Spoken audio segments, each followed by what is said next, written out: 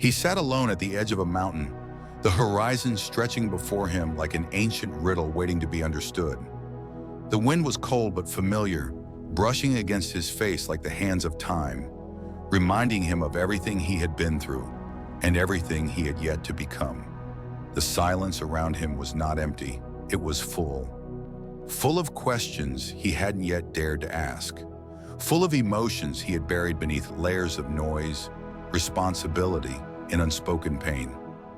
Somewhere in that stillness, he began to remember.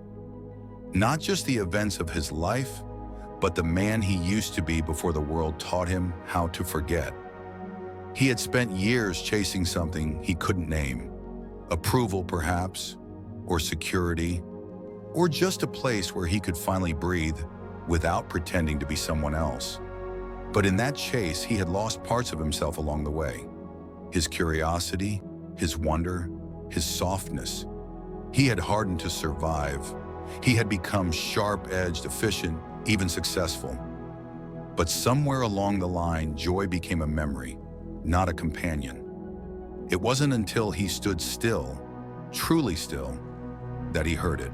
The quiet voice inside him, the one that had always been there but had long since been drowned out by the expectations of others. That voice didn't shout, it didn't demand, it whispered. And in that whisper, there was a truth he couldn't ignore anymore. You're allowed to be more than what you've settled for. The words felt like both a revelation and a reckoning, because settling hadn't looked like failure. It had looked like being the provider, the strong one, the reliable one.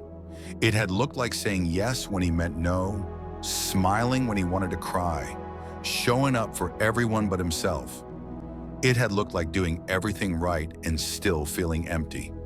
He wasn't broken, just disconnected from his own soul, from the present moment, from the truth that healing doesn't always come in the form of fixing. Sometimes it comes from facing the parts of himself he had avoided, the wounds he had convinced himself were insignificant, the dreams he had tucked away because they didn't fit into the life he was told to build. The journey back to himself wasn't dramatic. There was no grand epiphany, just a quiet decision to stop running, to turn around and walk back through his own story with gentleness and open eyes. He started to notice the things he used to rush past, the way the sun hit the trees in the morning, the sound of his own breath when he wasn't trying to control it, the subtle release in his shoulders when he stopped holding everything together.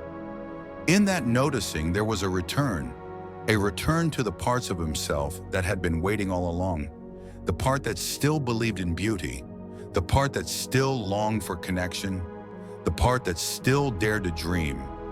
These weren't the traits of someone naive. They were the markings of someone alive. He remembered what it felt like to be present, to actually listen when someone spoke, to look into another person's eyes without calculating a response, to feel his own feelings without apology or shame. Presence became his prayer. Not the kind you speak aloud, but the kind you live, one breath at a time, one moment at a time. Healing didn't erase his pain. It gave it a place to belong. Instead of pretending it didn't hurt, he let it be part of the landscape of his story. The cracks weren't weaknesses. They were the places where light had managed to enter. Places where he had been stretched and torn, and somehow still kept going.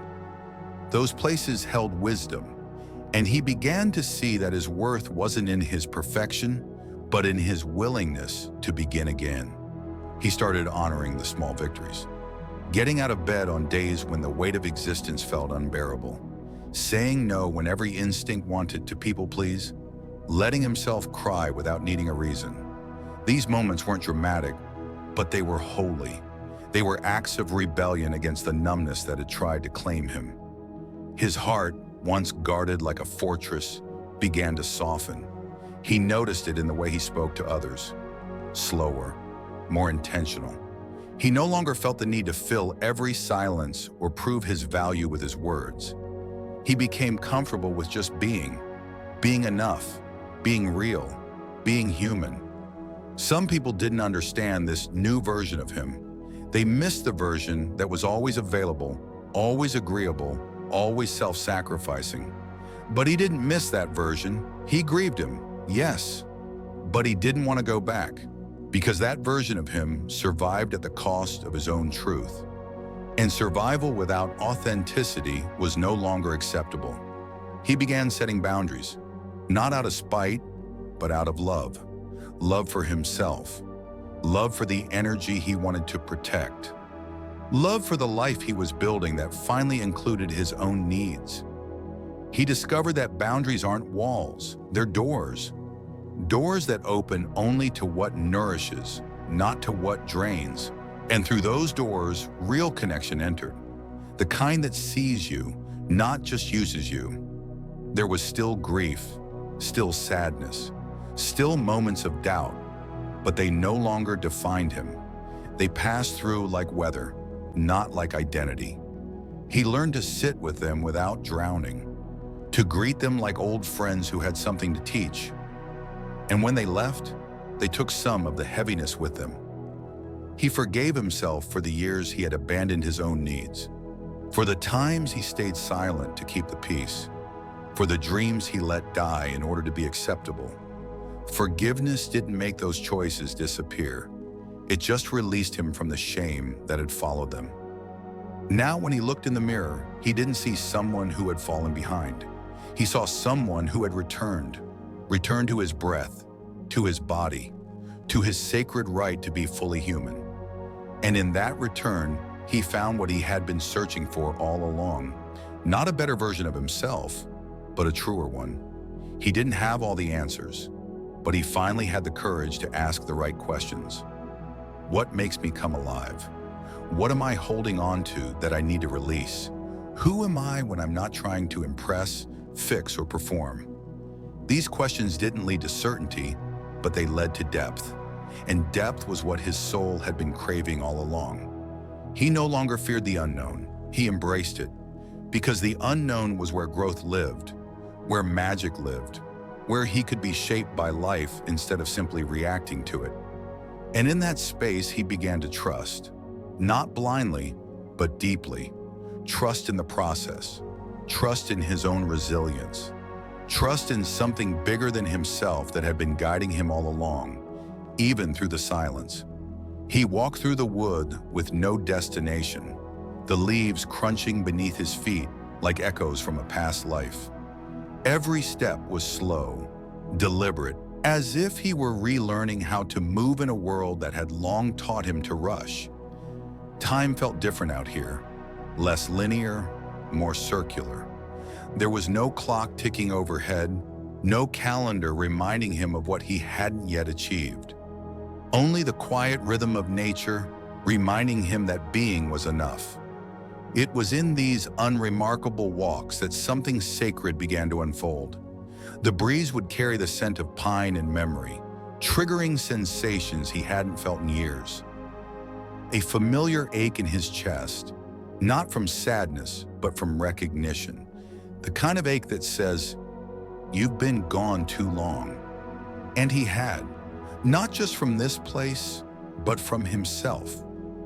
From the simplicity of being awake to life's small details, the way sunlight filtered through the trees, the symphony of birds calling to one another across canopies.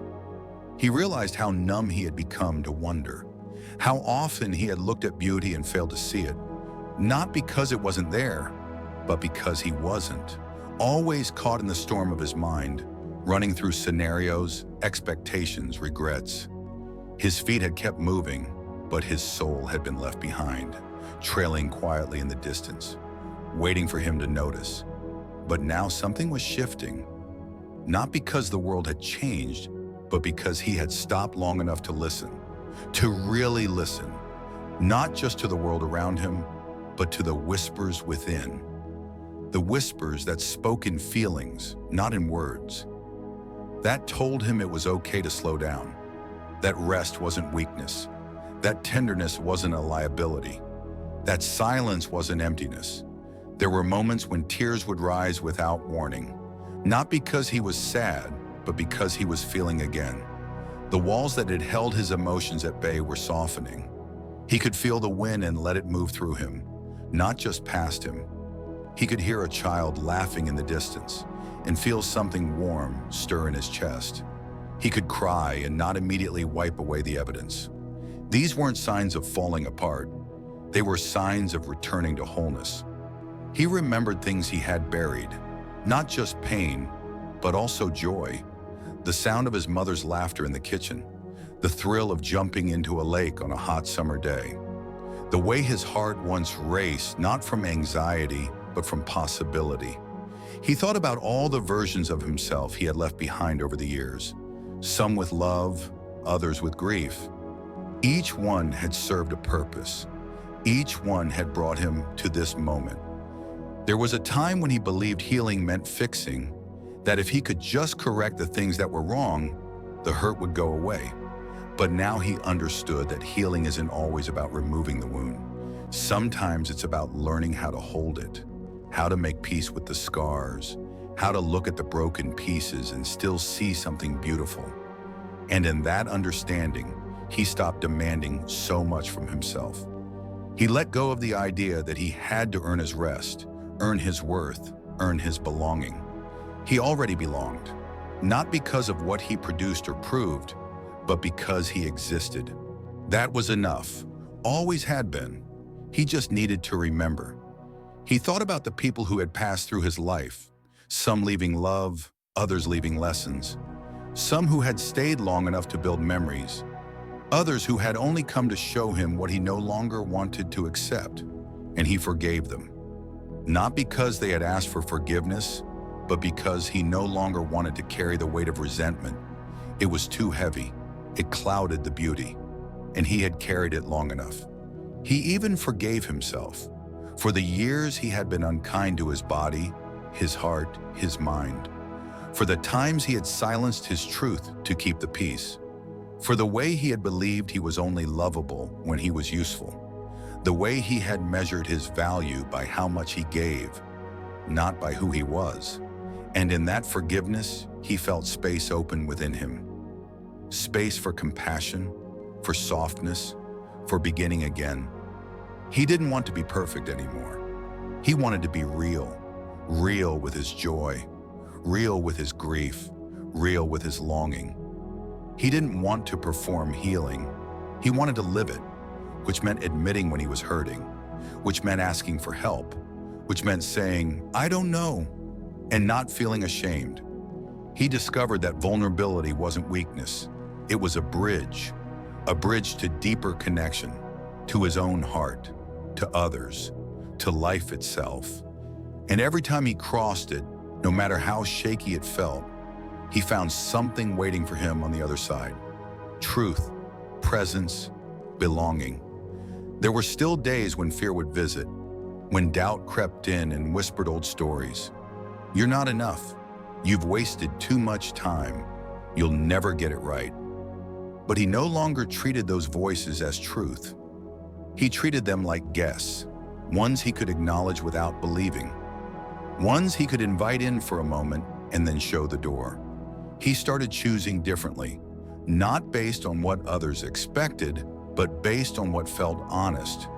He said no more often, said yes with more intention. He made space in his life for what nourished his spirit, not just what filled his schedule. He let himself move slowly, speak gently, love deeply. He stopped rushing towards some imagined destination and started arriving, again and again, in the moment he was in. Sometimes he would sit in stillness and just breathe, not to accomplish anything, not to fix anything, just to remember that he was alive, that his breath was a miracle, that his presence mattered. These quiet moments became sacred, not because they were dramatic, but because they were real. He stopped needing to explain himself to people who had already decided not to understand.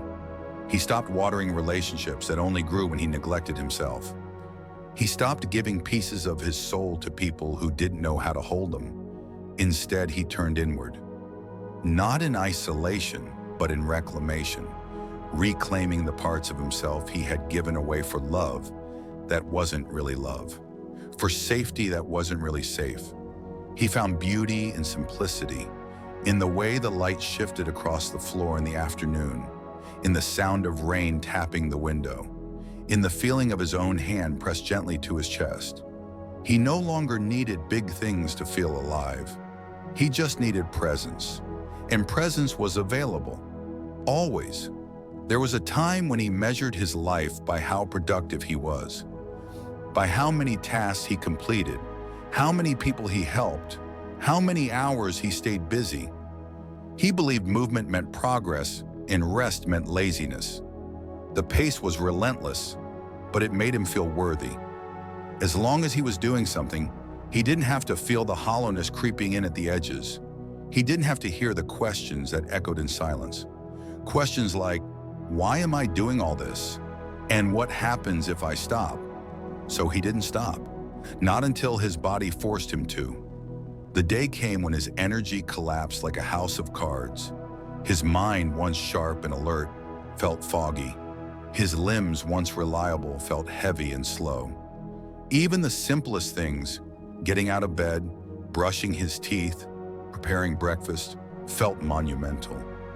It was as though his body had been carrying burdens in silence, waiting for him to notice.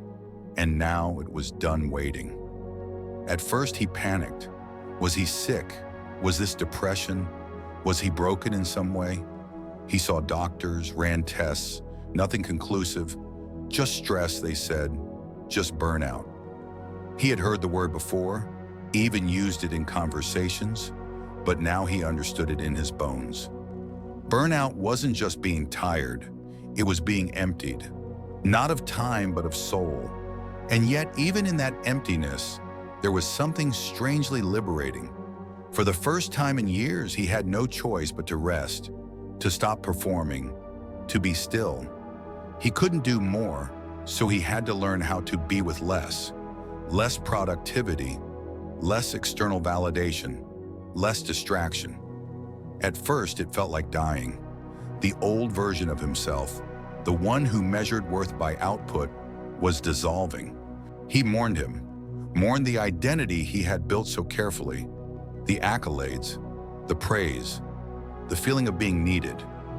But as the grief passed, something unexpected began to emerge. A quieter self, a self who didn't need to impress, a self who valued peace over performance, a self who wasn't ashamed of doing nothing. Doing nothing, it turned out, was a sacred act. It made space for truth to rise.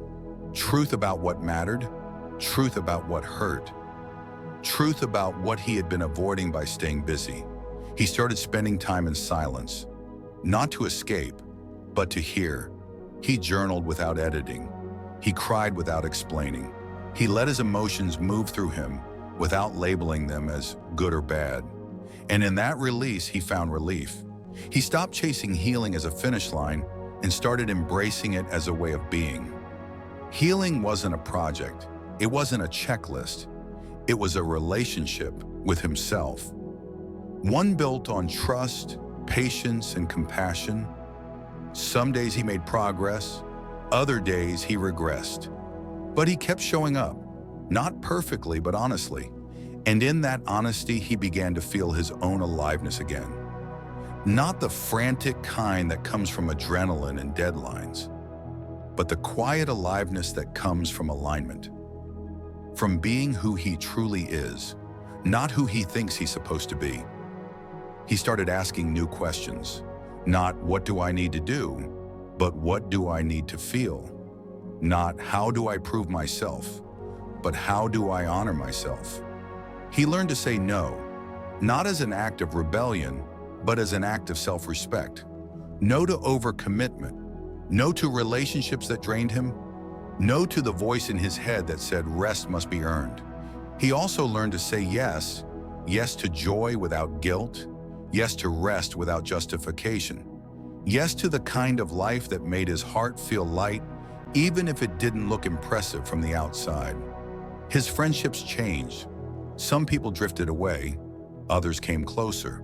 The ones who stayed were the ones who could sit with his truth without trying to fix it, who could witness his mess without judgment, who could meet him in his silence and still feel connected.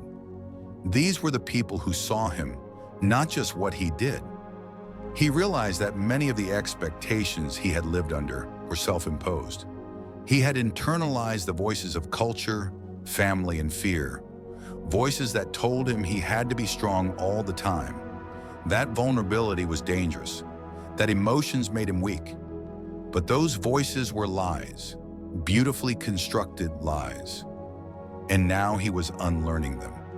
He started practicing tenderness, not just toward others, but toward himself. When he felt tired, he rested. When he felt overwhelmed, he paused.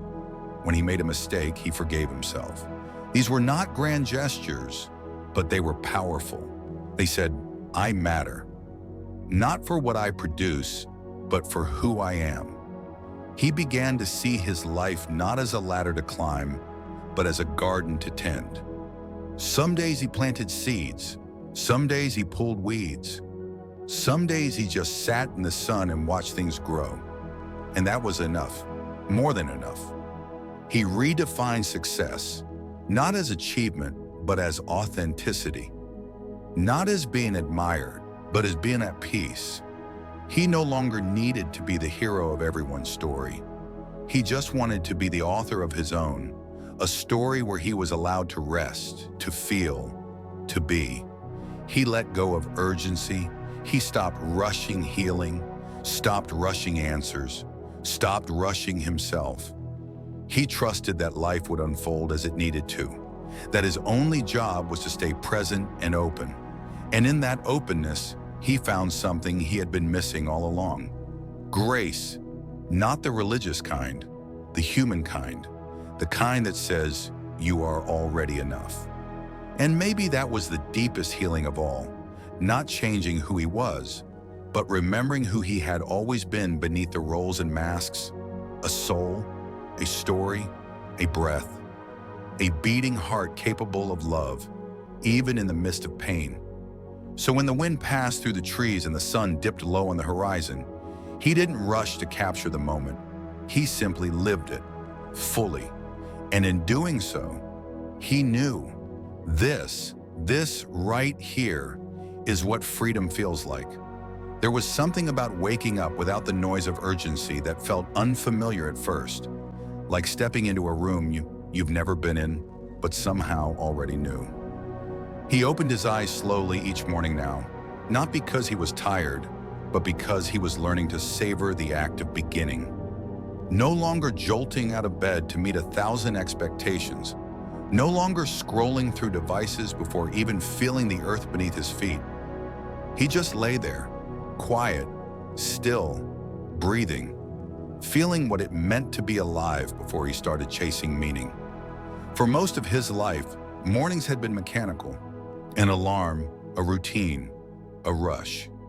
But now he watched the sunlight crawl across his ceiling like a slow promise.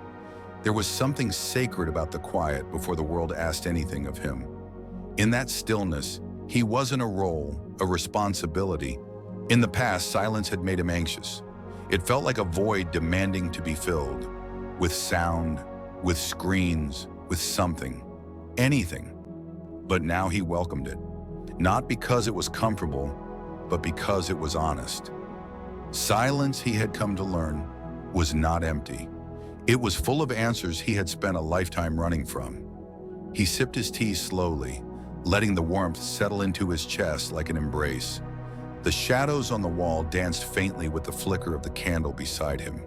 There was no music playing, no phone in his hand, no noise to buffer the presence of himself. And that was the beauty of it. In the absence of everything external, he could finally hear the subtle rhythm of his own being. A soft ache welled up in him, not of sadness, but of recognition. It was the ache of remembering parts of himself that had gone quiet, parts that had once dreamed freely, laughed without self-consciousness, believed in the magic of simple things. He realized how much of his life had been spent trying to be invulnerable, as though strength could only exist in silence, in stoicism, in the denial of need. But here, in this room, with no one watching, he gave himself permission to need, to want, to feel deeply. He placed his hand on his chest again, the way he had in the mornings, and whispered truths into the dark. Not declarations, but confessions. I miss who I was before I learned to perform. I forgive myself for the things I did to survive. I'm learning to trust that I don't have to fight everything. These weren't dramatic statements, just quiet recognitions that melted something inside him. He had spent years trying to armor up, building emotional walls, hiding behind busy schedules, numbing with distractions. But the armor had grown too heavy. It had stopped protecting him and started isolating him. And now in its absence, he found something softer beneath the surface, something stronger in its vulnerability. He began to understand that the deepest courage wasn't in holding it all together. It was in letting it fall apart when it needed to. It was in saying, I don't know, and allowing the not knowing to be sacred. It was in admitting he was tired and allowing someone else to help carry the weight, even if only for a moment. He thought about the relationships that had shifted, people who no longer fit into his life as it evolved. There had been grief in those goodbyes, even when they were necessary. But there was also a strange gratitude. Every person had taught him something, even if the lesson came wrapped in pain. Some taught him how to love. Others taught him how not to abandon himself. Some showed him what presence looked like. Others revealed what happened in its absence. He no longer blamed those who couldn't meet him in his depth. Everyone is walking their own path, carrying their own unseen burdens. Some people can only love from a distance. Others can't love at all. Not yet. And that's okay.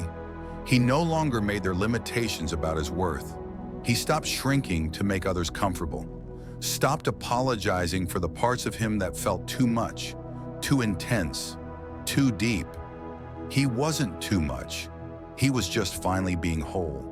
And in that wholeness, new relationships began to emerge, not based on convenience or mutual avoidance of pain, but on truth, on presence, on shared willingness to show up without masks.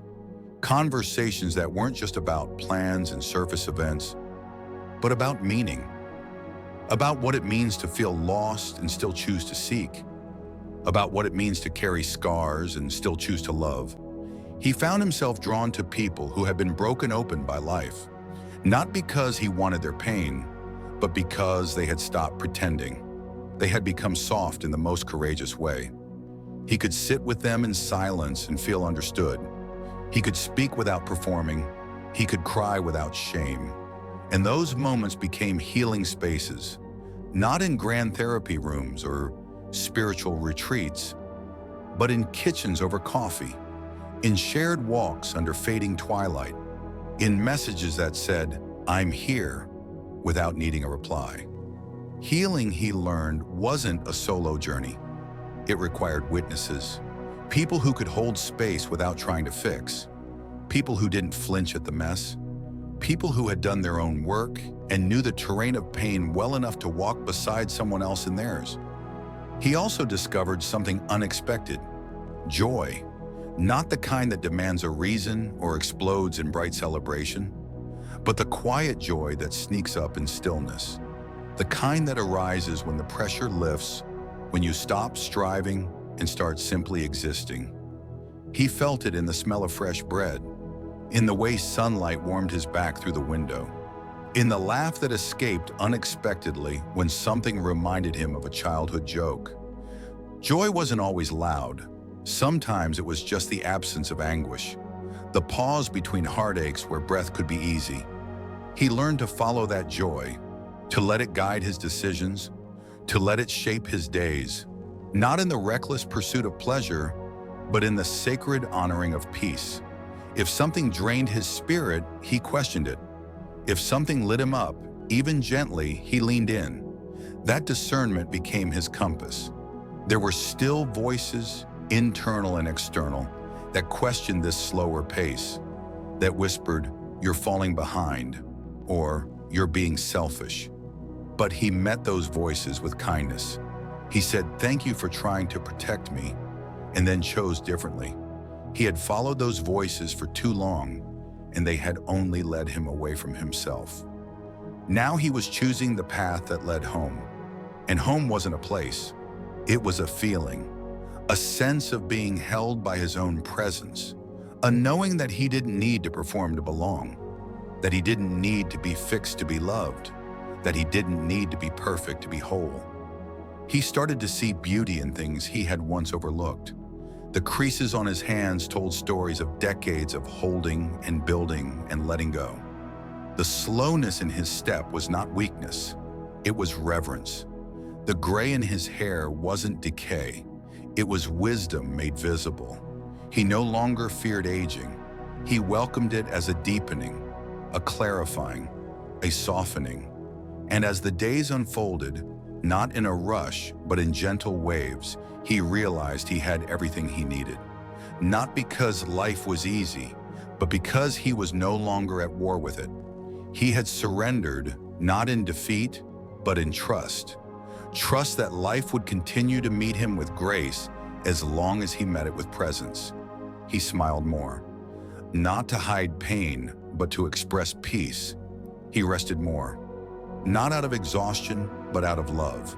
He spoke less, not because he had nothing to say, but because he was learning to listen. And through it all, a quiet truth took root in him. The journey wasn't about becoming someone else.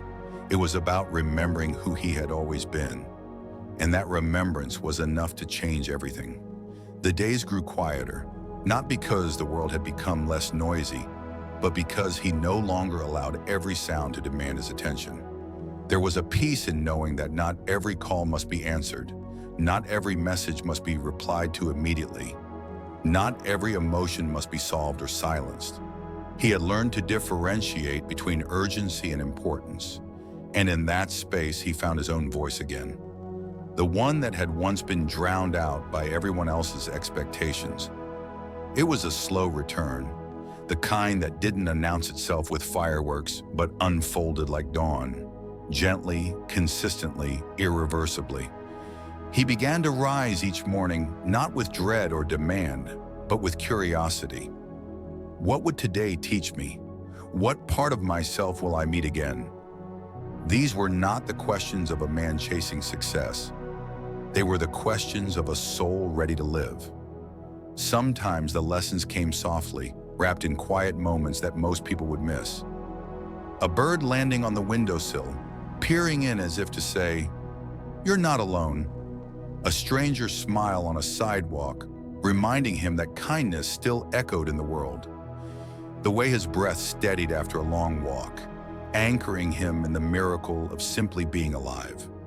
Other times, the lessons arrived like storms, uninvited and unrelenting. He would feel overwhelmed without warning, by grief that didn't belong to the moment, by old regrets that hadn't yet found their resting place. But even those days held meaning, because now, instead of pushing the pain away, he invited it in. He let it sit beside him. He asked it questions. And in return, it softened. Pain, he discovered, wanted to be heard more than it wanted to hurt. He wrote more now, not for others, not to be seen or praised, just to understand. Pages filled with half sentences and raw emotions, with long pauses and sudden clarity. The act of writing became an act of communion, between his head and his heart, his past and his present. It gave shape to the formless things inside him, turning chaos into language, turning silence into story. And oh, the stories he had inside him. Stories not of conquest or fame, but of resilience and quiet transformation. The kind of stories that unfolded in kitchens, on late-night drives, in tearful conversations, and unexpected laughter. He realized that some of the most powerful things he had ever lived through would never be seen by the world. And that was okay. Not all sacred things are meant for display. Some are meant to be held close, like prayers. He stopped needing to be impressive. He no longer chased approval like a drug. The opinions that once governed him had loosened their grip. He didn't need everyone to understand his journey because it was no longer about them. It was about the peace he felt when he laid his head down at night, the way he no longer flinched at the sound of his own thoughts, the freedom of not constantly second-guessing himself. In this new rhythm, he found himself giving more, not out of obligation, but out of overflow. Love flowed more naturally when it wasn't a transaction. He gave time to people who didn't drain him. He gave attention without needing anything in return.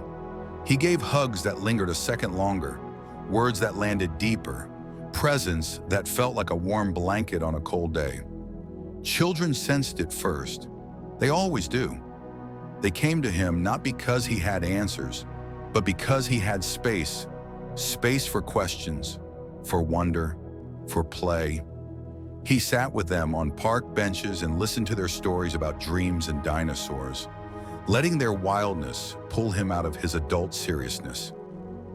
In their laughter, he remembered his own, the one he used to let out without checking who was watching.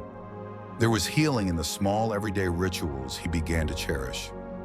Lighting a candle at dusk, pouring tea into his favorite chip mug, placing fresh flowers on the table even when no one was visiting. These weren't grand acts, but they were declarations. Declarations that his life was worth honoring, even in its quiet moments, especially in its quiet moments. He became a student of the present, watching how sunlight shifted in his living room over the course of the day, noticing how his breath changed when he felt safe, listening to the cadence of his own heartbeat during walks through the forest. The present stopped being a place to pass through and became a place to belong to. Old patterns still knocked at the door sometimes. The urge to over-explain, the reflex to apologize for his existence, the habit of saying yes when he meant no. But he had become more skillful at noticing them, pausing and choosing differently. Not every time, but more often, and that was enough. He let go of the myth that growth meant constant positivity. Some days he was still sad, still confused, still tired.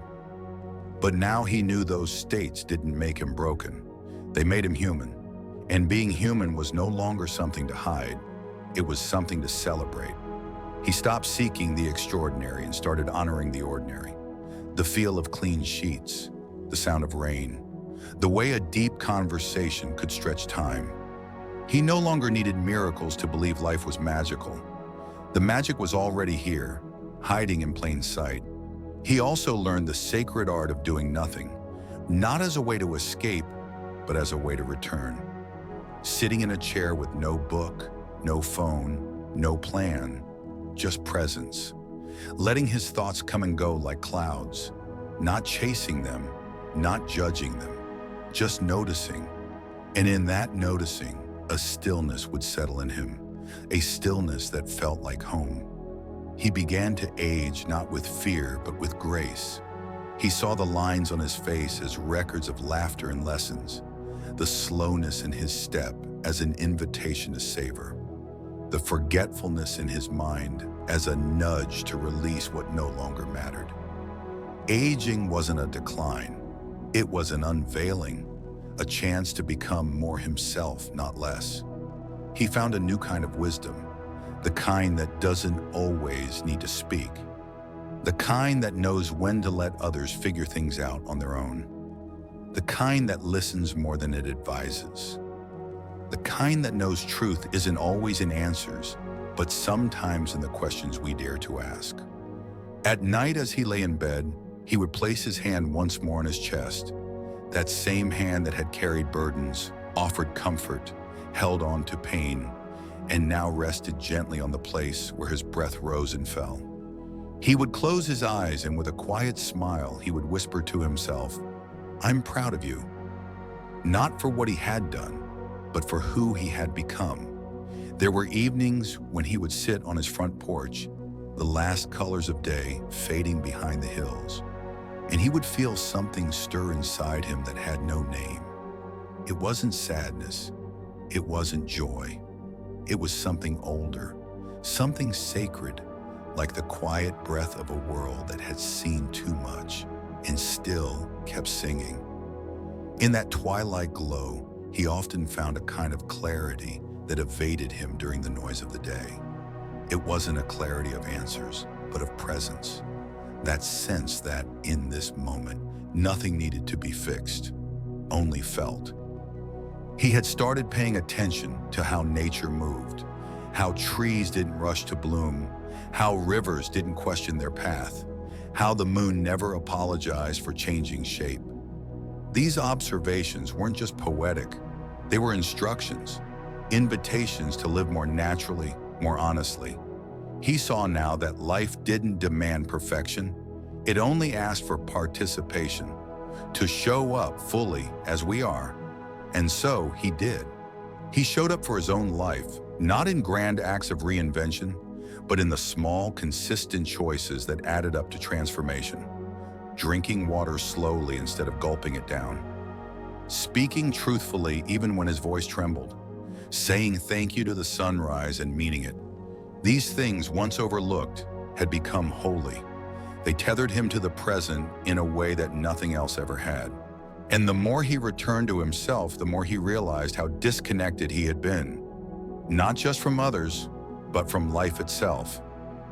There were days, years even, when he had been going through the motions, a puppet in a routine, smiling when expected, performing without pause, achieving without celebration. He'd looked at sunsets without seeing them, hugged people without feeling them, spoken words without meaning them. He hadn't been numb by choice. He had simply never been taught how to stay. Staying, that was the hardest part. Staying in his body when it hurt. Staying in a moment when it was awkward. Staying with a feeling instead of escaping into a distraction. But now staying had become his greatest act of courage, because it meant honoring everything, not just the pleasant parts. He remembered a moment not long ago standing in front of a mirror. He had stared at his reflection for longer than usual, not to judge or adjust, but just to look, to really see. The man staring back had lines on his face and sorrow in his eyes, but he also had strength, a quiet strength that came from having lived, lost, and still chosen softness. He noticed how much had changed, how his eyes had grown more patient, how his hands, though weathered, still reached for the light, how his back, though slightly curved from years of carrying burdens, still stood tall in moments that mattered. He whispered something that surprised him. "I love you." He didn't say it with drama or emotion, just gently, honestly, like reminding an old friend that they mattered.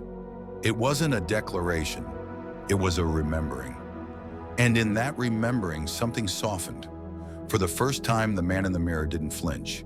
He received the words like a long-lost truth. That moment became an anchor. On hard days when the world felt overwhelming, he would return to it. Not always with words, but with action.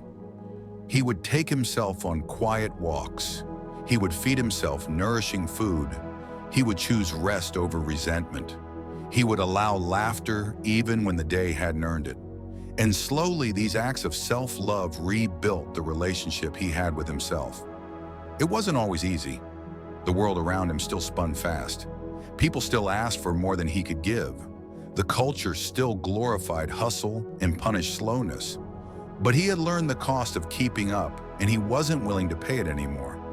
He no longer wanted to arrive at the end of each day exhausted, having abandoned himself just to meet expectations that weren't his. He chose instead to live his days like pages in a book he was writing, not to be impressive, but to be true. Some pages were messy, others were quiet, a few were bold, but all of them were his, and that made even the dullest days feel sacred. Sometimes he would sit outside with his coffee and just watch the world move. Children playing with the kind of freedom only innocence allows. Couples walking slowly, fingers intertwined. A bird landing on a branch as if it knew exactly where it belonged. He didn't envy them. He joined them in presence, not as a participant in their lives, but as a witness of beauty. A witness who had finally slowed down enough to see it. He found himself talking less and listening more. Not because he had nothing to say, but because he realized how much was being said in silence. The way someone looked away when asked about their day. The way a pause held more truth than a sentence. The way the heart speaks in sighs and glances. He started hearing the world differently, not just through ears, but through soul. People noticed the change, not because he told them, but because they felt it. He wasn't performing peace, he was living it, and that energy spoke louder than any explanation ever could. Some were drawn to him, curious about his stillness. Others were uncomfortable with it. But he didn't take either personally. He had learned that people's reactions were more about them than about him. What mattered was how he felt inside his own skin. And for the first time in a long time, it felt like home. Not perfect, not always comfortable, but home. A place he no longer wanted to escape. A place where he could rest, rejoice, and rebuild. A place where all versions of him, past, present, and emerging, could coexist without judgment. There were days he still stumbled. Days when old patterns pulled him back into anxiety, urgency, self-doubt. But he no longer saw those days as failures, just invitations. Invitations to pause, breathe, and return. Return to the truth that healing isn't linear, that growth isn't about constant ascension, that peace isn't the absence of struggle, but the presence of self. He was no longer looking for life to be easy. He just wanted it to be real. And real, he had discovered, was enough. It was during one of those late evenings, long after the world had gone to sleep, that he found himself sitting in the dim light of his living room, wrapped in a quiet he had once feared.